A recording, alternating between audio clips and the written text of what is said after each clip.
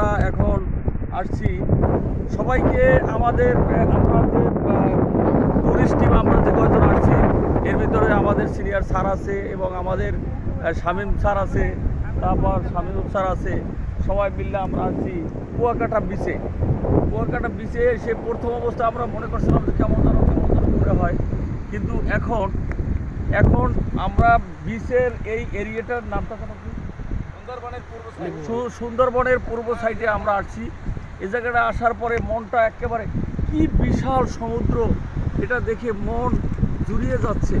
এবং আমি আসার পরে প্রথম দেখলাম অনেক পাথর, মানে ঝিনুক, এই যে ঝিনুকগুলো দেখা যাইতেছে এরকম কোটি কোটি, সবাই অনেকে তুলে নিয়ে এগুলো নিয়ে মালা হিসাবে ইউজ করতেছে। এবং আমি আর একটা জিনিস পাইলাম যেটা এখন কাছাকাছি না দেখালেই নয়, সেটা পাথর না কয়লা সেটা বুঝতে পারতেছি না। এটা একটা আলাদা একটা মানে মনে হইতেছে এটা মনে হয় কি আলাউদ্দিনের চেরাগ না কি বুঝতে পারতেছি না। তো এই পর্যন্তই, আবার নেক্সট পর্যন্ত আমরা আবার শুরু করতেছি। ঠিক আছে, আল্লাহ হাফেজ।